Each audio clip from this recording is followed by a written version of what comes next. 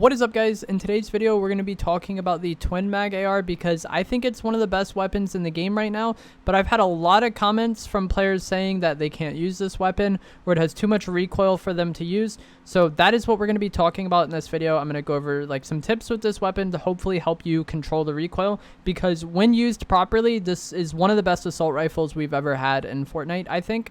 As always, if you guys do enjoy this video, find it helpful or informative, remember to give it a like, subscribe if you'd like to see more, and comment down below what you think of the twin mag ARs. So with that out of the way, I'm just going to say this video is from the perspective of a controller player, and it's going to most apply to controller players. If you play mouse or keyboard, some of this will apply to you and still be helpful, but I don't play the game on mouse and keyboard. So as far as like specific keyboard and mouse aiming tips, I don't have, the best information.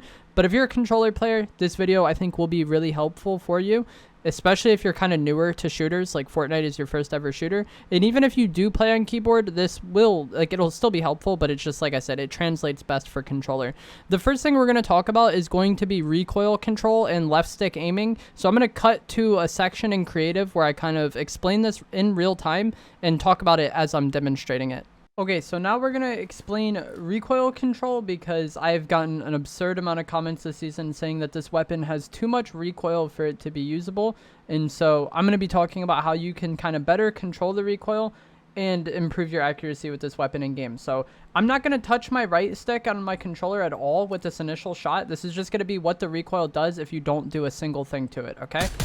So as you can see, it does kick up a decent amount, like a good amount. It goes to the side a little bit, but it's mostly vertical, right?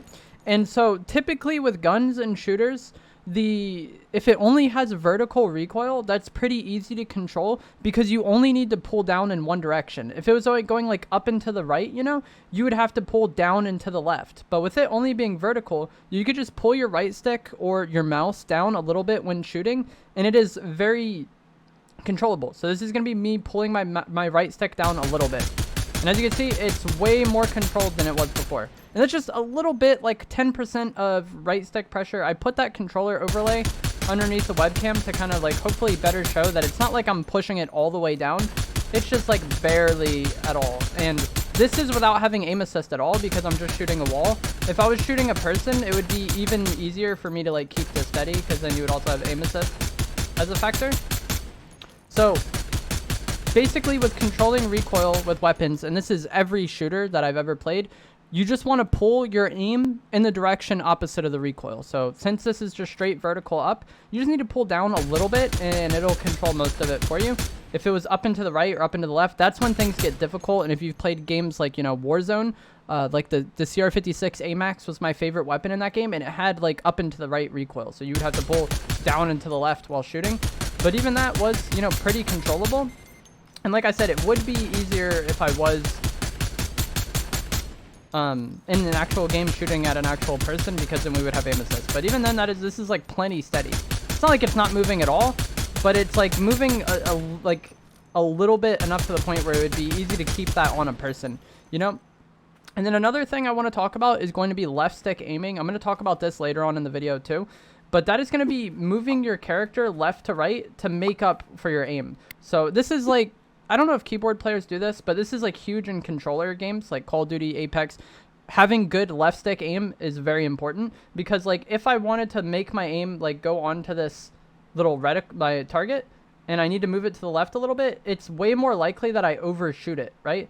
But if I'm like over here and I just move my character, it's way easier to hit these targets if I'm kind of using my left stick or my character's movement to kind of make those small like left to right adjustments. And that's another skill that's super important to have as a controller player, is just having good left stick movement. It's not like I'm entirely aiming with the left stick, like I'm still aiming a decent amount with the right stick. I'm not having to strafe all the way across, but just using the left stick to get those little fine adjustments is going to be really helpful. And another thing that's really helpful about that is the way aim assist works in a lot of shooters is that if your character is moving, you get like more aim assist. I don't know why it is the way it is, but that's just like kind of a thing that's every controller game I've ever played. The aim assist feels stronger or feels stickier when you're moving your character. So not only is it like gonna be like much more consistent for you to make those small adjustments left to right by moving your character, but also you're going to potentially be getting stronger aim assist in that moment, and you're going to be moving your character, potentially making yourself a harder target for your opponent to hit. So these two skills that I kind of just went over here, left stick aiming and just recoil control, I think are pivotal to have if you want to be good at shooters. Like in the past, I've kind of talked about how if you get used to weapon swapping, that's a skill that you can kind of carry with you through any meta in Fortnite, you know? And the same is true of recoil control, and the same is true of left stick aiming. Like, we might not always have the twin mag AR in the game. We probably won't. But if you get used to, like, managing that recoil and controlling that recoil, and you get used to, like, left stick aiming, then you're going to be much better for it in the long run. And when a new AR comes out that has a decent amount of recoil, it's going to be easier for you to just kind of hit the ground running and control that. So I've seen people kind of saying that they just use the thermal DMR this season, or they've just been using the Havoc AR because they hate the twin mag AR so much. And, like, if you just can't get used to it, it is what it is. But I would highly recommend trying to develop these skills if you do want to get better in the game, because left stick aiming and being able to control recoil is just, like, pivotal in every shooter. And, like, the guns in Fortnite rarely have that much recoil. Like, the only gun I can think of in Fortnite that had an absurd amount of recoil, or a lot of recoil, was the combat AR initially. I think they reduced its recoil later on. But, like, most of the weapons in Fortnite, like this twin mag AR, I've seen a lot of people complaining about it. If they put this gun in Warzone, like, people would be complaining about how easy it is to use and how OP it is, because it's just that vertical recoil, which is way easier to control. So if you want to get better at the game, which, you know, if you're watching this video and you're subscribed to me, odds are that is the case. I would highly recommend trying to develop both of those skills and actively working on them. Not only is it going to help you, you know, in the current meta, but it's also going to help you a lot going forward in any shooter that you play. So the code for this map will be linked down in the description below if you want to check it out. There's any aim map you can do. There's, like, a lot out there, but, you know, there's guns over here. Just take them. The room I was just in was the AR room.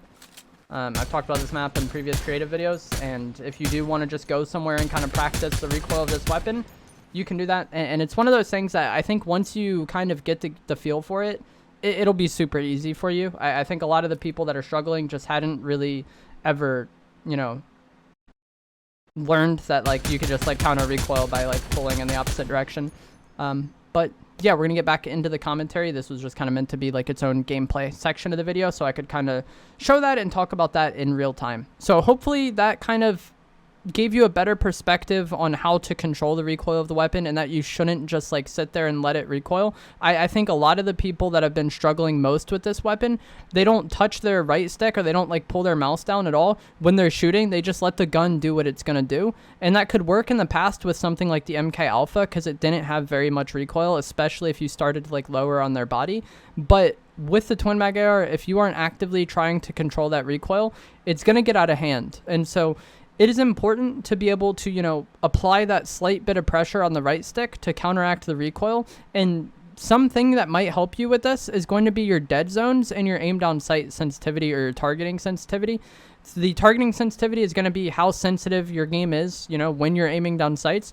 And then dead zones, if you're a controller player, is a setting that how much you have to move the analog stick before you start to see movement register in game. And I believe if your dead zones are way too high, it could be difficult for you to make that small adjustment that you need to make, because you need to be moving it so much for there to ever be any sort of change at all. So I think it's important to, you know, lower your dead zones a bit. The lowest you can go without getting stick drift is a decent starting point.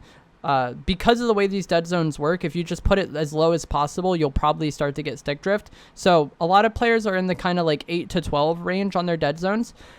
For some players, going way too low doesn't feel great, though. It makes it, like, kind of hard to make those, like, small adjustments, so the game just kind of feels like too, I don't know, floaty would be a good word to describe it, but it feels too sensitive. So like I said, the lowest you can go without getting stick drift is a nice starting point. That might just be where you end up staying, and it's great, but you might also need to turn it a little bit higher. I would recommend going down to 10 and then seeing if you get stick drift, and then seeing if you like that. If you like that, that's great. if it feels like too bad for you after a little bit of playing. It might feel weird at first if you've never adjusted these settings, but after you play a little bit, if it still feels weird, maybe turn it up like 1 or 2 a little bit, and that should help you make those small adjustments. And the same goes for your aim down sight sensitivity. If it's just so high that you can't move the stick at all without making a large adjustment, then probably turning it down a little bit will help. And it'll definitely take muscle memory and practice to like not only build that muscle memory of aiming, but also just controlling recoil. Like aim is a very just muscle memory, like comfortability oriented thing, with like, you know, using your mouse and keyboard or your controller and being comfortable with your sensitivity and doing that a lot. I feel like kind of builds aim over time. It's hard for me just to kind of tell you anything that will immediately translate into you having better aim, but the left stick aiming, if you're a controller player, is a very good starting point if that isn't something that you've ever really intentionally done. It just makes things a lot easier. The final thing I want to talk about is going to be the scoped salvo augment, because after everything I just explained and after you know, practicing a little bit in creative and trying to implement this more into your game, if you just still can't get it for whatever reason, scoped salvo could be a decent option for you. This decreases the weapon's fire rate but increases the damage, and because it has a lower fire rate, it feels like it has less recoil, since like the way the guns work is like you get that kick every shot and it kind of builds over time, you know.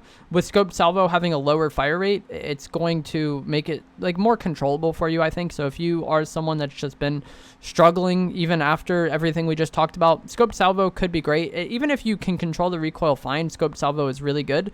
But for those players who are very much struggling to control recoil, scoped salvo could be your savior. And I think it is very good in the current meta with the ice wall in the game. Kind of have a lot of fights of like you and the opponent both playing off cover, and gold twin mag AR with scoped salvo headshots for 70, and so, you know, they can peek a little bit, tag them once or twice. That is a lot of damage, and that's definitely going to change the course of the fight. But that is going to be it for this video. I hope you guys found this helpful, informative, interesting. Like I said, it's very simple. Just pull down a little bit. It takes a lot of just kind of getting used to it and finding that like point of how much you have to pull down. But once you get it and you practice it and you're used to like kind of implementing that, it's going to be much easier for you to control the recoil, and you are going to fry people with the twin mag AR. Like I said at the start of the video, I think it's one of the best ARs we've ever had in the game. So give this video a like if you enjoyed it and found it helpful. Subscribe if you'd like to see more, and I will see you guys in the next video. Thanks for watching.